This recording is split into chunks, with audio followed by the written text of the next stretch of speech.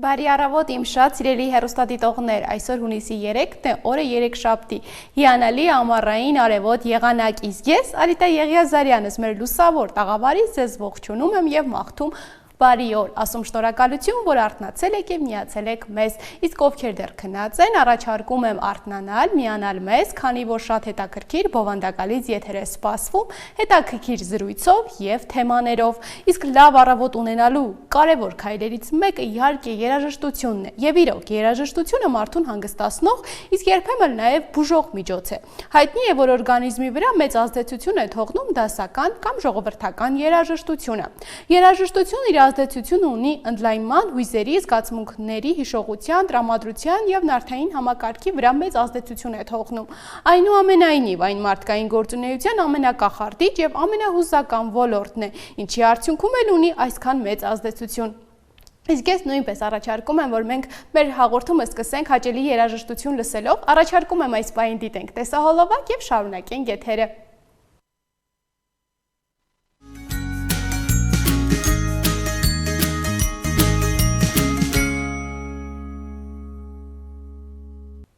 Մենք վերադարձանք հարգելի հեռուստադիտողներ, հիմա ժամանակն է ներկայացնել մեր այսօրվա հյուրին, բայց մինչև հյուրին ներկայացնել, ասեմ, որ մենք բոլորս էլ կյանքում թեկուզ մեկ անգամ ականատես ենք եղել իրավիճակի, երբ ինչ-որ մեկը իրեն վատ է զգացել, ուշագնաց է եղել կամ պարզապես օգնության կարիք է ունեցել։ Իսկ ինչ անել այս դեպքում, ինչպես վարվել, որ մեր օգնությունը լինի ճիշտ և օգտակար։ Այդ պատճառով այսօր մենք հյուրընկալել ենք մի մարդու, ով առաջին օգնությունը վերածել է գիտելիքի եւ որ յուրաքանչյուրս պետք է տիրապետենք այդ գիտելիքին եւ այդ հմտություններին։ Այսօր զրուցելու ենք առաջին օգնության մասնագետ Faster ընկերության գլխավոր ղեկավար Գուրգեն Հովհաննիսյանի հետ։ Բարև ձեզ։ Բարև ձեզ։ Ինչպե՞ս եք։ Լավ եմ, շնորհակալություն։ Շնորհակալ եմ մեր հրավերը ընդունելու համար եւ միջև բուն թեմային անցնելը մեր ավանդական հարցով սկսենք։ Սովորաբար ինչպես է սկսվում ձեր օրը, ձեր առավոտները։ Առավոտները սկսում են վաղ առավոտյան աշխատանքին նախապատրաստվելով, քանի որ իրականացնում ենք առաջին օգնության դասընթացներ, ծրագրեր, բնականաբար սկսում ենք նախապատրաստական աշխատանքներով, դասընթացներով եւ այդպես շարունակ մինչեւ ուշ գիշեր արդեն այլ աշխատանքներով զբաղվելով հանդերձ։ Այսօր մենք քննարկելու ենք շատ կարևոր մի թեմա, առաջին օգնություն, որը գրեթե պետք է բոլորս տիրապետենք այդ հմտություններին։ Այդ դուք ինչպես որոշեցիք ստեղծել նման ընկերություն եւ նաեւ այդ հմտությունները դասավանդել մարդկանց։ Քանի որ առաջին օգնության մասնագետ եմ եւ կարելի ասել աշխատանքային գործունեության ընթացքում բավականին ներգրավված ենք եղել դասընթացների մեջ, այդ ամեն ինչի մեջ, բնականաբար, որպեսզի միջազգային ստանդարտներին համապատասխան փորձը, հմտությունը, գիտելիքը տարածվի եւ անմասն չմնանք այդ ամեն ինչից, ստեղծվեց կազմակերպությունը, որի շրջանակներում սկսեցինք գործել։ Իսկ քանի տարի է որ գործում է կազմակերպությունը։ Արդեն երկրորդ տարին է կազմակերպությունը, որ գործում է, բայց կազմակերպության աշխատակիցները, դասընթացավարները 19-20 տարվա արդեն իսկ փորձ ունեն դասավանդման, առաջին օգնության պրոֆեսիոնալ հրահանգիչներ են։ Իսկ առաջին օգնության ժամանակ ինչ կարևոր հմտությունների պետք է մարդիկ տիրապետեն, անգամ չունենալով բժշկական կրթություն եւ եթե չեն տիրապետում, ինչ սխալներ են հիմնականում գործում։ Հիմնական սխալները առաջանում են խուճապից։ Բնականաբար այն մարդիկ, ովքեր ունեն նաեւ թեթևակի հմտություններ, փորձ, նրանք նույնպես խառնվում են պատահարների ժամանակ, արտակարգ իրավիճակի ժամանակ։ Իսկ այն մարդիկ, ովքեր անցել են առաջին օգնության գոնե մեկ դասընթաց, ամբողջական պատկերացում ունեն այդ ամեն ինչի մասին, բնականաբար կարողանում են ավելի հեշտ կողմնորոշվեն եւ ցուցաբերեն ճիշտ առաջին օգնություն։ Իսկ նաև մարդիկ շատ հաճախ եւ մարդկային գործոնով եւ նաև բնության աղետների հետևանքով հնարավոր են ինչպես են մարդիկ հիմա կարողանում դիմակայել այս ամենին, օրինակ երկրաշարժերին, ջրհեղեղներ են շատ հաճախ տեղի ունենում, արդյոք կատարվում են միջոցառումներ եւ իրազեկման հատկապես միջոցառումներ։ Տարբեր ծրագրերի շրջանակներում ուսումնական հաստատություններում այդ ամեն ինչը մատուցվում է։ Նաև լինում են տարհանումներ, կազմակերպությունների կողմից, պետական ստրուկտուրաների կողմից իրականացվում են այդ ամեն ինչը, որը փորձի ձեռքբերման համար շատ կարևոր է։ Այլ օղակներում ցավոք սրտի այդ ամեն ինչը կամ ֆիկտիվնի է կազմակերպվում կամ առհասարակ չի կազմակերպվում, ինչն էլ բնականաբար աղետի փորձանքի ժամանակ տալիս է իր հետևանքները ցավալի։ Մարդիկ ինչքան վերապատրաստված լինեն, ինչքան այդ ամեն ինչին ավելի լավ, ավելի վարժ տիրապետեն, բնականաբար նրանք կկարողանան պատահարների ժամանակ ճիշտ կողմնորոշվեն եւ ճիշտ օգնություն ցուցաբերեն։ Իսկ ձեր դիտարկմամբ հասարակությունը այսօր որքանով է պատրաստ դիմակայել եւ հաճախ հիմնականում ինչ բացեր եք նկատում այս ոլորտում եւ որ դուք ձեր ընկերությամբ փորձում եք նաեւ այս բացերը փակել։ Ցավոք սրտի վերջին տարիների իրադարձությունները մարդկանց ստիպեցին, կարելի ասել, արթնանալ եւ տարբեր կազմակերպությունների միջոցով, դասընթացների միջոցով շատերը արդեն վերապատրաստվեցին եւ շարունակում են վերապատրաստվել։ Երկրաշարժի ժամանակ, տարբեր բնական աղետների ժամանակ, ռազմական գործողությունների հետևանքով շատերը տրամադրվեցին, որ պիտի իրենք ձեռք բերեն ոչ միայն առաջին օգնության հմտություններ, գիտելիք, փորձ, այլ նաեւ ռազմական ինչ-որ հմտություններ, ֆիզիկական պատրաստվածության եւ նմանատիպ այլ դասընթացների առումով, ինչը բնականաբար բարձրացրեց գիտելիքի մակարդակը մեր երկրում։ Շատերը արդեն նախկին կոպիտ սխալների փոխարեն գործում են ավելի հմուտ։ Թեպետ այդ ամեն ինչը շատ քիչ է եւ բնականաբար նկատում ենք, որ նույն դպրոցներում, մանկապարտեզներում կամ այլ ուսումնական հաստատություններում դեռևս կարիքը կա, որպիսի միջազգային ստանդարտներին համապատասխան այդ ամեն ինչը մատուցվի, որովհետեւ ամեն տարի կարելի ասել փոփոխվում են ստանդարտները, ավելի են պարզեցվում, որ մարդիկ կարողանան մի քանի ժամվա ընթացքում այդ հմտությունները տիրապետեն եւ կիրառեն։ Այդ իսկ առումով արդեն նաեւ մենք փորձեցինք դպրոցներում, մանկապարտեզներում, տարբեր հաստատություններում, կազմակերպությունների համար ավելի ծրագրային գործունեության տեսքով եւ այլ դասընթացների միջոցով մատուցենք, որպիսի գիտելիքը հմտությունների ավելի բարձր լինի։ Այսինքն այցելում եք դպրոցներ եւ մանկապարտեզներ եւ ձեր փորձը կիսվում է պետական դպրոց մանկապարտեզների, ինչպես նաեւ մասնավոր դպրոց մանկապարտեզների հետ համագործակցում ենք։ Պետական դպրոցների հետ համագործակցում ենք անվճար սկզբունքով եւ այդ ամեն ինչը մատուցվում է երեխաներին հասանելի լեզվով, որպեսզի իրենք ավելի լավ տիրապետեն, հասկանան եւ բնականաբար կիրառեն դպրոցի տարածքում տեղի ունեցած պատահարների, վնասվածքների ժամանակ հենց իրենք ցուցաբերեն առաջին օգնություն։ Այ դուք գնում եք, այցելում եք եւ ձեր փորձով կիսվում եք, իսկ երբ որ այցելում եք, ինչ եք նկատում, երեխաները որքանով են իրազեկված, ինչ բացեր եք նկատում, հատկապես դպրոցներում եւ մանկապարտեզներում։ Անկեղծ ասեմ, դպրոցներ են եղել, որ բավականին իրազեկված են եղել երեխեքը, ակտիվ, պատասխանել են հարցերին ճիշտ եւ դա ավելի շատ եկել է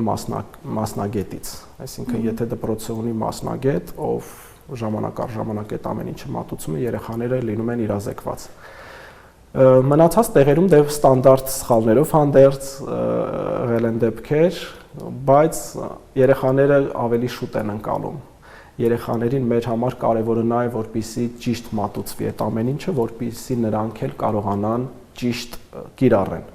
Ամենախոցելի տեղն են դպրոցը, մանկապարտեզը, երբ որ, չգիտեմ, ինչ որ թերություններով, սխալներով երեխաներին մատուցվում է այդ ամեն ինչը, բնականաբար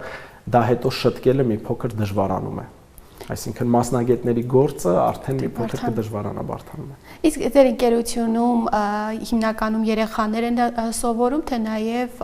մեծ տարիքի մարդիկ նույնպես սովորում են։ Բոլորի համար բաց են դռները, այսինքն դասընթացների մասնակցելու համար եւ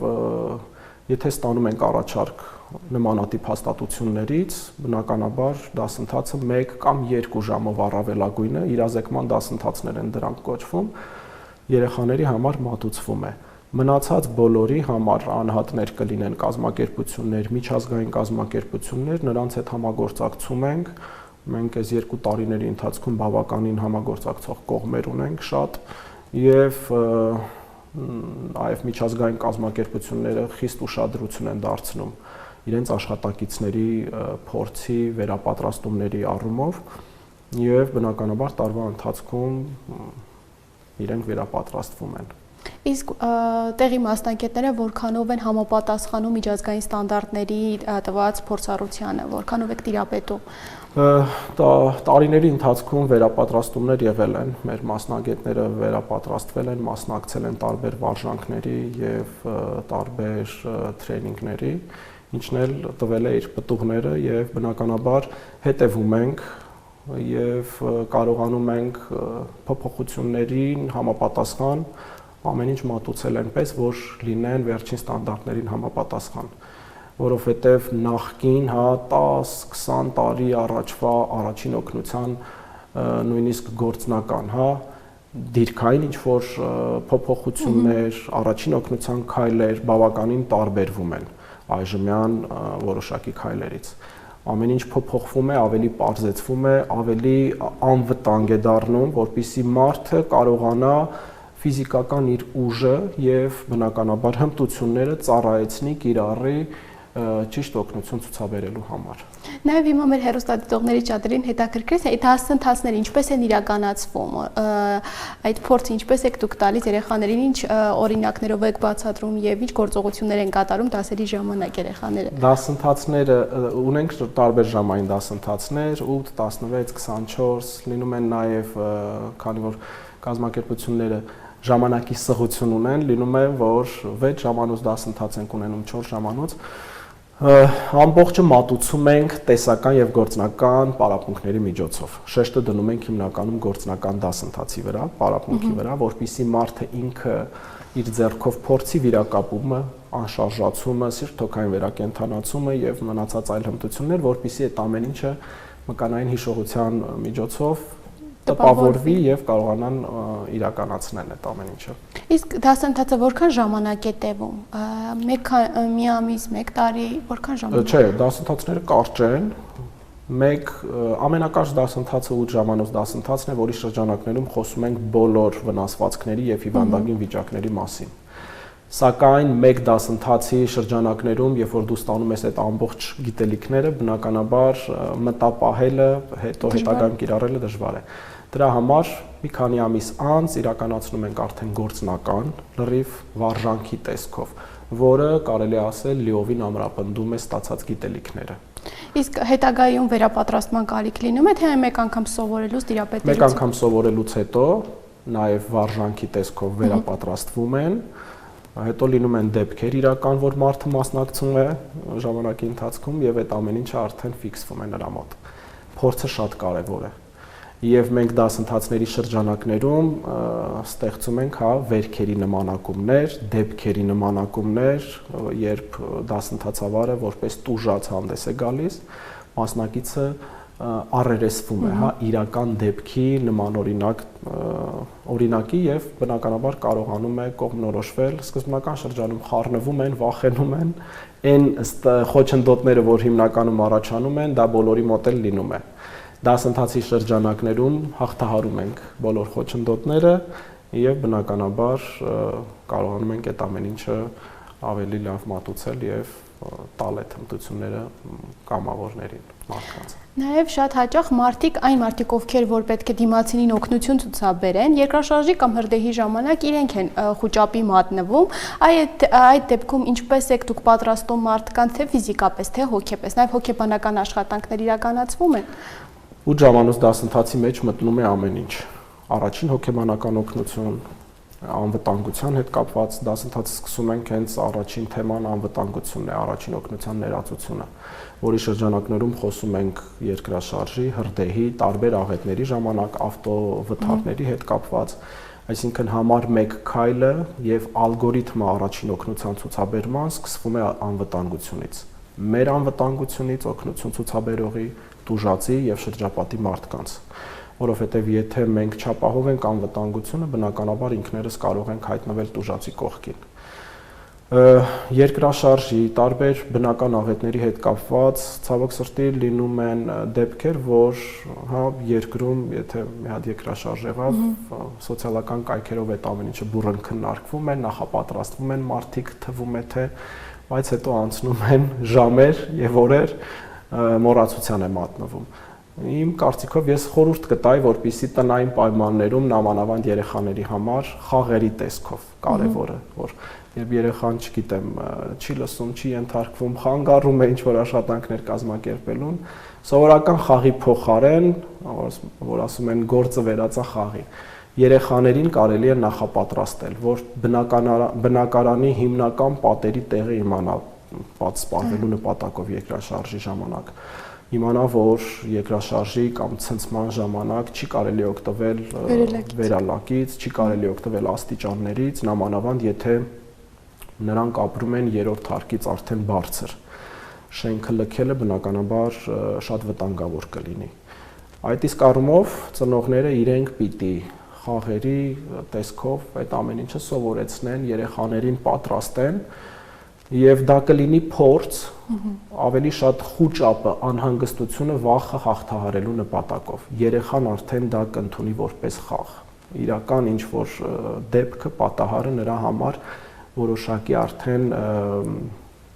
հմտություն կլինի հաղթահարելու նպատակով։ Իսկ ձեր ընկերությունում երեխաների հետ նույնպես խաղերի միջոցով եք դուք դասավանդում, թե ավելի գործնական։ Ավելի երեխաներին հասանելի լեզվով, դե բնականաբար տեսեք, բժիշկների, բուժաշխատողների համար դասընթացը ավելի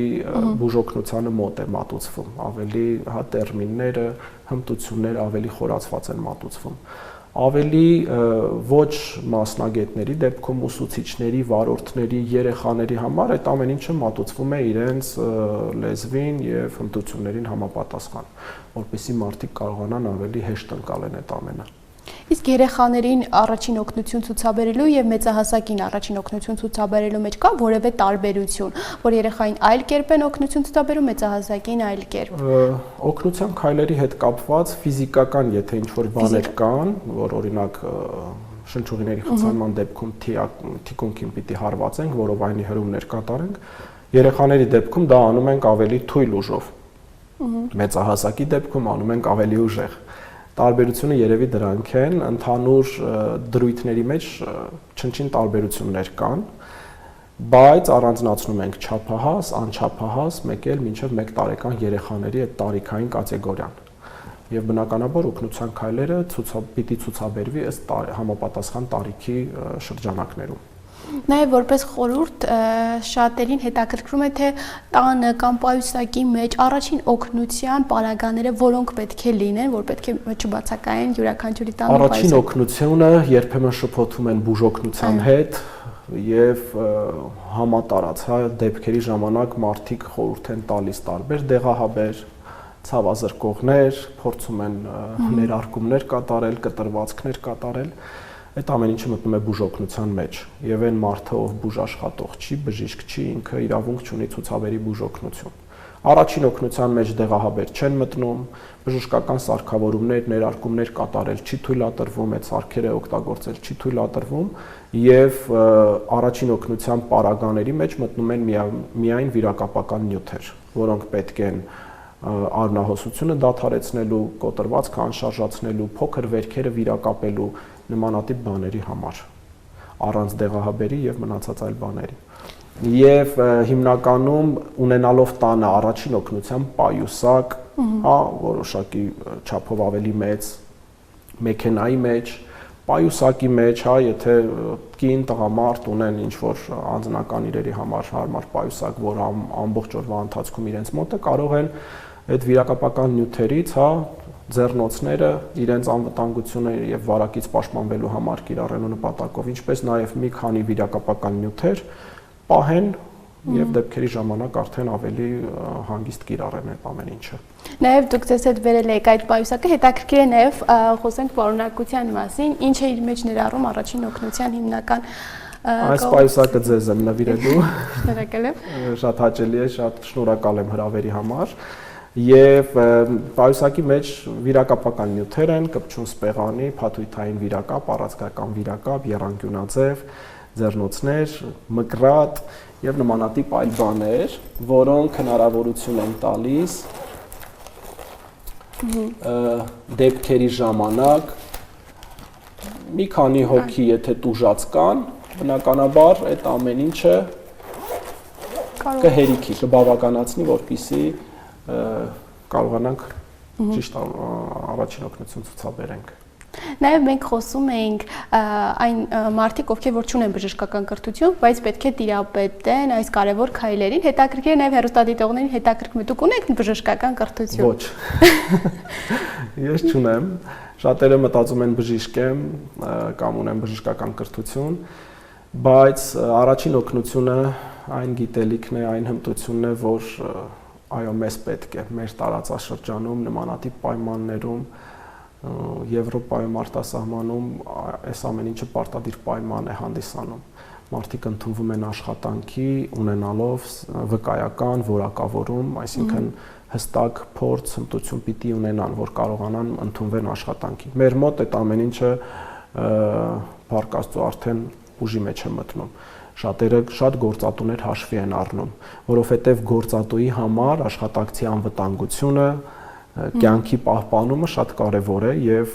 այդ ամեն ինչը կանխարգելում է հետագա բարդություններից։ Եվ բնականաբար շատ կարևոր է եւ ինձ թվում է առաջին օգնության առումով անկախ մասնագիտությունից բոլորը կարող են սովորել եւ բնականաբար ճիշտ առաջին օգնություն ցուցաբերել։ Իսկ դուք առաջինն եք, որ նման դասընթաց եք իրականացնում, թե նկատում եք, որ նաև հանրապետությունում զարգացել է եւ շատ են իրականացնում։ Մենք առաջինը չենք եւ կազմակերպություններ, անհատներ կան, ովքեր դասավանդում են։ Դա շատ լավ է, որովհետեւ մարդկանց գիտելիքի պաշարը ավելանում է։ Լինում են տարբերություններ, հա, որ մի բան թերի, մի քիչ ավելի այլ տարբերակով է մատուցվում, բայց կարևորը որ մարդիկ տարածված սխալ մեթոդները չկիրառեն։ Եվ նույնիսկ հա բժշկության հետ խոսք գնաց, նույնիսկ լավագույն բժիշկը, եթե ձեռքի տակ չունեցավ իր բժշկական սարքավորումների եւ դեղահաբերի պայուսակը, ինքը նույնպես ստիպված պիտի ցուցաբերի առաջին օգնություն դեպքի ժամանակ։ Դրա համար առաջին օգնությունը նախատեսված է բոլորի համար, մասնագետներից մինչև ոչ մասնագետ, բոլորը ցանկալի է վերապատրաստվեն, ծանոթանան միջազգային վերջին ստանդարտներին, փոփոխված ստանդարտներին եւ բնականաբար այդ ամեն ինչը կիրառեն։ Եվ վերջում մեր զրույցը ամփոփելով, ինչ խորհուրդ կտաք հեռուստադիտողներին, ինչ կարևոր քայլերի պետք է նրանք կարողանան տիրապետել եւ եթե ցանկանում են ներգրավել դասընթացներին, ինչպես դիմել եւ արդեն մոտենալ դասընթացներին մասնակցել։ Անկախ աշխատանքից, զբաղվածությունից իմ խորհուրդը, որ ժամանակի ընթացքում, տարվա ընթացքում ուշադրություն դարձնեն եւ եթե արդեն իսկ մասնակցել են դասընթացի, մեկ անգամ կրկնեն գործնական ինչ որ պարապմունքների մասնակցեն։ Եթե չեն մասնակցել, պարտադիր մասնակցեն։ Մենք ունենում ենք շատ մասնակիցներ, ովքեր հա բավականին հասուն են եւ դասընթաց անցնելուց հետո փոշմանելով ասում են մենք այսքան ժամանակ ինչի չենք մասնակցել, որ այս հետաքրքիր ճիշտ գիտելիքը իմանանք։ Դրա համար ցանկալի է որ տարվա ընթացքում բոլորը գոնե 4 ժամ կամ չգիտեմ 2 ժամ հատկացնեն, ոչ թե սոցիալական կայքերից փորձեն on-line տարբերակով ինչ-որ բան սովորեն, այլ մասնակցեն դասընթացին, գրանցվեն եւ բնականաբար ավելի հա գործնական պարապմունքի տեսքով ստանան այդ գիտելիքները։ Ուզում եմ նաեւ մեկ լրացում կատարել, կարող են մեր կազմակերպության էջից Faster First Aid-ի Facebook-յան, Instagram-յան էջում հետևեն եւ բնականաբար նաև այդ տարբերակով գրանցվեն։ Մենք ունենում ենք բացի դասընթացները նաև ծրագրային գործունեություն ունենք, տարբեր ծրագրեր ենք իրականացնում, որոնցից կարելի ասել առաջնայինը եւ կարևորը Երևանում իրականացվող Պաշտպանված սրտի քաղաք նախաձեռնությունն է, որի շրջանակներում Երևանի կենտրոնում պիտի արդեն են կարելի ասել տեղադրվել թվով 50 արտաքին ավտոմատացված դեֆիբրիլյատորներ սրտի կանգի դեպքում նրանց կիրառությունը հավանականությունը սրտի աշխատանքի վերականգնման շատ բարձրացնում է։ Դասընթացը իրականացվում է անվճար հիմունքներով Երևանաբնակ մարդկանց համար, հա, որպեսզի շանսը ավելի մեծ լինի։ Եվ բոլոր նրանք, ովքեր ուզում են, ում 18 տարին լրացել է արդեն, իսկ չափահաս են, նրանք կարող են գրանցվել հատուկ հղման միջոցով եւ 4 ժամյա անվճար դասընթացի միջոցով ստանան կարևոր, հա, անվտանգության, գիտակցության խանգարման, շնչուղիների խցանման, սրտի կանգի, դեֆիբրիլյատրի կիրառման հմտությունների, ծանոթանան եւ կիրառեն հետագայում։ Խոսեցինք Երևանաբնակ բնակիչների մասին, իսկ մարզերում կա ցանկություն բացել ընկերությունը մասնաճյուղ եւ մարզի բնակիչների։ Մարզերում մասնաճյուղ բացելու հետ կապված մենք ունենում ենք, եթե լինում են մարզերից առաջարկներ, բնականաբար մենք ունենք այդ ռեսուրսը, հնարավորությունը կարողանում ենք հենց տեղում, մարզի ինչ-որ համայնքում կամ համայնքներում գործունեությունը եւ դասընթացները ծավալել։ Այսինքն չկա որևէ խնդիր։ Եթե կա հետաքրքրություն, կա առաջարկ, կա ցանկություն համագործակցության, մենք մեծ սիրով եւ պատրաստակամությամբ այդ ամեն ինչը կազմակերպում ենք։ Իսկ ինչ եք նկատում, հետաքրքրվածությունը որքանով է այս տարիների ընթացքում ավելացել եւ մարդիկ բավականին շատ են եւ մարդիկ մենք ունենում ենք խմբեր, որոնց հետ աշխատելը շատ հաճելի է, խաղում են ինֆորմացիան քաղում են, գիտելիքը քաղում են, որովհետև դու զգում ես, որ մարդիկ հետաքրքրված են եւ ուզում են, այո, հնարավորինս շատ բան սովորեն եւ տիրապետեն։ Շնորհակալ ենք շատ հետաքրքիր բովանդակալից եւ օգտակար զրույցի համար։ Ես էլ եմ շնորհակալ հրավերի, այս գեղեցիկ տաղավարում գտնվելու եւ ձեր հետ այս ամեն ինչի մասնակցելու եւ իրականացնելու համար։ Շնորհակալ ենք։ Սիրելի հեռուստադիտողներ, հիշեցնեմ, որ այսօր զրուցում ենք առաջին օգնության մասնագետ Faster ընկերության ղեկավար Գուրգեն Հովհաննիսյանի հետ։ Այս պահին առաջարկում եմ դիտենք տեսահոլովակ եւ վերադառնանք շարունակենք եթերը։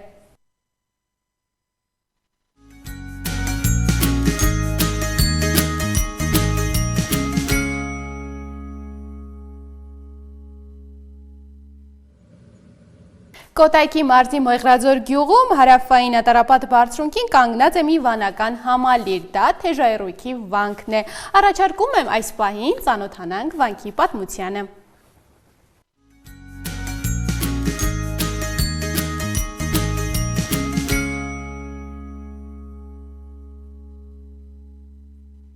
Հայաստանի հրաշալի վանքերից մեկը Թեժայրույք վանքը թաքնված է Կոտայքի մարզի բնության գրկում, շրջապատված կանաչազարդ անտառներով ու պատմության շնչով։ Այն կառուցվել է 1190 թվականին Իվանե եւ Զաքարյան իշխանների օրոք։ Եկեղեցին կիսաշրջանաձև խորանի երկու կողմերում ունի ավանդներ։ Եկեղեցում են ամփոփված հայ եւ վրաց նշանավոր պատմական դեմքերի եւ քաղաքեդոնական գործիչների տապանակարերը։ Եկեղեցու տարածքը պարսպատված է եղել։ Պարսպից պահպանվել են մի փոքր հատված միայն։ Անվան բաղադրիչը թեժ եւ առու արմատներն են, քանի որ վանական համալիրը կառուցվել է Մարմարիկ եւ Մեղրաձոր գետերի թեժ արագահոս հատվածում։ Տարածքի անվանումը գալիս է անտիկ ժամանակներից, շարունակվել է մինչև 17-րդ դար։ Դրանից հետո Թեժայրույքում բնակություն են հաստատել թուրք կարակալպակները, որոնք էլ բնակավայրին տվել են Թայչարուխ անվանումը։ Թայ, զույգ եւ չայ գետ բառերի բառաբարդումից կազմված։ Ասել է թե երկու գետերի արանքում տարածված բնակավայր եւ համանուն վանական համալիր։ Թեժայրույքը Հայաստանում պահպանված եզակի կառույցներից է, քանզի այն քաղաքեդոնական եկեղեցի եւ ունի հարուստ վրացերեն արձանագրություններ։ Այս վանքը թեև այսօր քանդված ու լքված է, բայց շարունակում է կանգուն մնալ որպես հայոց հոգեվոր ժառանգության բառ վկա։ Թեև այսօր Թեժայրույք վանքը մասամբ է պահպանվել, սակայն նրա քարե պատերը շարունակում են պատմել անցյալի վեհության մասին։ Վանքի գմբեթի եւ խաչքարերի մնացորդները վկայում են այն մասին, որ սա եղել է գեղարվեստական բարձրաժեք կառույց։ Մուտքի հատվածի քանդակները եւ եկեղեցու ներսում եղած արձանագրությունները խոսում են միջնադարյան վարպետների նուրբ ու խնամքով արված աշխատանքների մասին։ Վանքը շրջապատված է խիտ անտառներով, որոնք գարնանը ծաղկում են, իսկ աշնանը ստանում են ոսկեգույն երանգներ։ Այստեղից բացվում է անզուգական տեսարան դեպի Կոտայքի լեռն աշխարհը, որը յուրաքանչյուր այցելուի լցնում է անբացատրելի խաղաղությամբ։ Թեժայրույք այցելելը ոչ միայն պատմական արկած է, այլև հոգևոր հանգստության հնարավորություն։ Եկեղեցին այսօր կանգնած է լռության մեջ, սակայն իր քարերի մեջ կրում է դարերի պատմությունը։ Թեև այն դեռևս չի վերականգնվել, բայց շատերը հույս ունեն, որ ժամանակի ընթացքում այս հոգևոր գանձը կրկին կդառնա ուխտագնացության եւ պատմական ուսումնասիրությունների կարևոր կենտրոն։ Թեժայրույք այցելելիս զգում ես ոչ միայն հայ ճարտարապետության հզորությունը, այլև բնության ու պատմության ներդաշնակ միասնությունը։ Սա վայր է, որտեղ քարերն անգամ խոսում են, պատմելով հավատքի, ավանդույթի եւ անցյալի մոռացված էջերի մասին։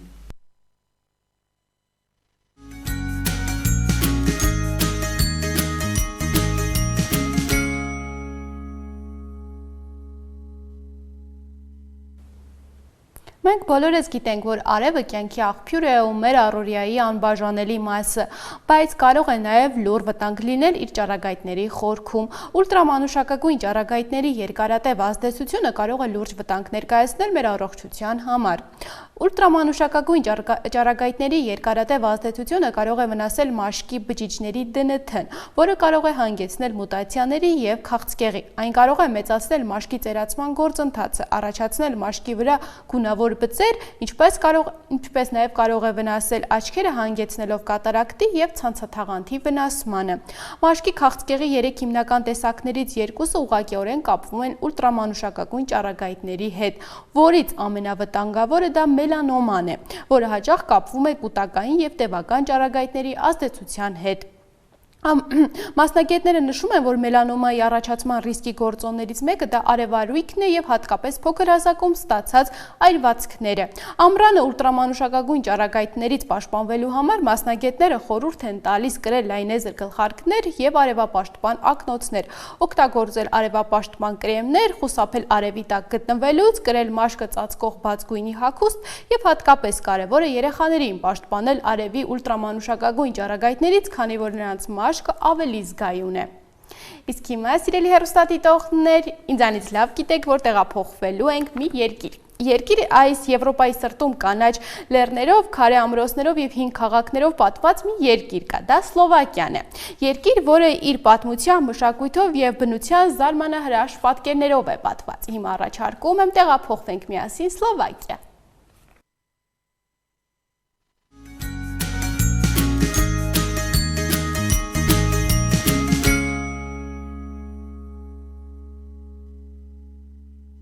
Սլովակիան գտնվում է կենտրոնական Եվրոպայում, այն ցամաքային պետություն է և դեպի ծով ելք չունի։ Երկիրը ցամաքային սահման ունի Չեխիայի, Ավստրիայի, Լեհաստանի և Ուկրաինայի հետ։ Երկիրը անկախություն ձեռք է բերել 1993 թվականին, իսկ մինչ այդ այն եղել է բազմաթիվ տերությունների և պետական կազմավորումների մաս։ Սլավոնները Սլովակիայի տարածքը բնակեցրել են 6-րդ դարում ազգերի մեծ գաղթի ժամանակ։ Սլովակիան 7-րդ դարում եղել է Սամո նահանգի կենտրոնի մասը, իսկ ավելի ուշ նրա տարածքում է գտնվել Նիտրայի իշխանությունը։ Սլովակիան հյուսիսից և հյուսիս-արևելքից շրջապատված է արևմտյան Կարպատներ լեռնաշղթայով։ Չնայած Սլովակիայի տարածքի գրեթե 80%-ը գտնվում է ծովի մակարդակից 750 մետր բարձրության վրա, սակայն այստեղ է գտնվում նաև Բերի միջին Դանուբյան դաշտավայրը, որը գտնվում է Դանուբին ավելի մոտ գտնվող Բրատիսլավիայի և Կոմարնոյի շրջաններում, և որն էլ համարվում է երկրի հացի շտեմարանը։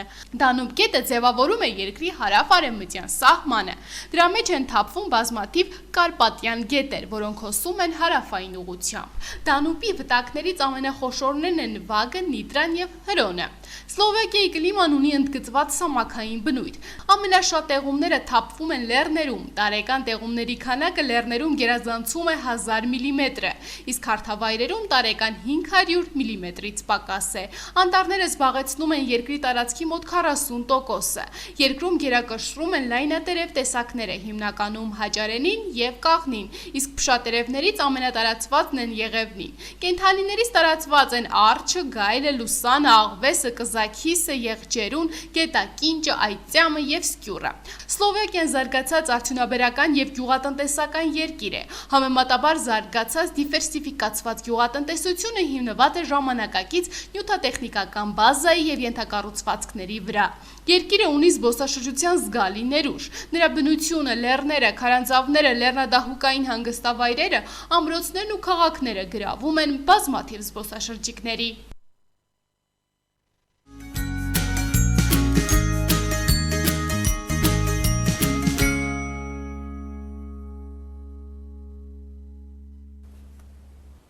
Սիրելի հեռուստադիտողներ, ամփոփելով մեր հաղորդումը նշեմ, որ վերջերս ավարտվել է Miss Աշխարհ 2025-ը։ Այն տեղի է ունեցել Հնդկաստանի Հայդարբադ քաղաքում։ Այս տարի հաղթող է ճանաչվել Թայլանդի